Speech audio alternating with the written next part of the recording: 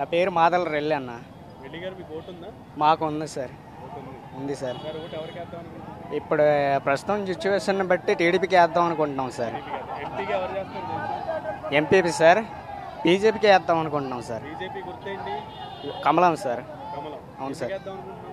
Sir మనకు భవిష్యత్తుని చూస్తే ఇప్పుడు మన ఏం జరగలేదు అని కాదు సార్, జరిగింది. కాకపోతే ఇట్లా మన జగన్ గారు అనేక విధాలుగా చెప్తున్నాడు కాబట్టి అన్ని హక్కులు ఇచ్చాడు.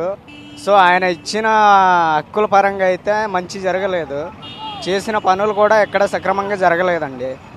సో ఈ టీడీపీ కార్యకర్తలు ఏమంటే ఇప్పుడు చెప్పిన మాటలు బట్టి నిలబడతారు సార్.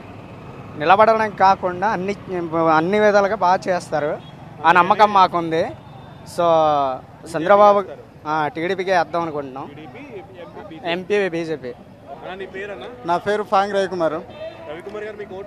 ఉంది.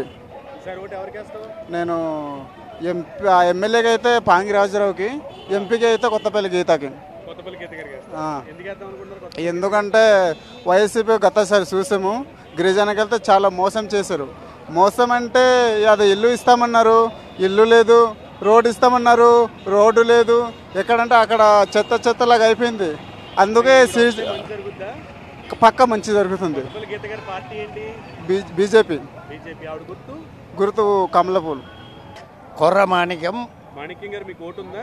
ఓటు ఉందండి. ఇక్కడే ఉంది, అరకులో ఉన్నారు. ఇక్కడ ఎంపీకి ఎవరు పోటీ చేస్తున్నారు తెలుసా? తెలుసండి. ఎవరు? కొత్తపల్లి గీత, తనుధరాణి, వైఎస్ఆర్సీపీ నుండి. మరి ఎవరికి వేద్దాం అనుకుంటారు ఓటు? మేము కమలం గుర్తుకు వేస్తాం. మా పొత్తు భాగంగా తెలుగుదేశం పార్టీ పొత్తు భాగంగా మేము కొత్తపల్లి గీతని, పాంగి రాజారావు గారిని మేము గెలిపించుకుంటాం. ఆవిడ గెలిస్తే మంచి జరుగుతుంది అనుకుంటున్నారా? మంచి జరుగుతుందండి. ఇంతవరకు జగన్మోహన్ రెడ్డి చేసిన అరాచకాలు, అభివృద్ధి అయితే ఏమీ ఏజెన్సీలో ఏమీ లేదు. కాబట్టి మాకు చంద్రబాబు నాయుడు గారు ముఖ్యమంత్రి కావాలని మాకు ఆశగా ఉంది.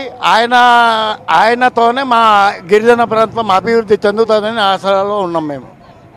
ఓకే. అందుకని ఎన్ని ఓట్లు ఉన్నాయి మీ ఇంట్లో? మా ఇంటిలో 5 ఓట్లు ఉన్నాయండి. 5 ఓట్లు అంతేనా? కమలం పువ్వు పొత్తు భాగంగా కమలంకే వేస్తాం.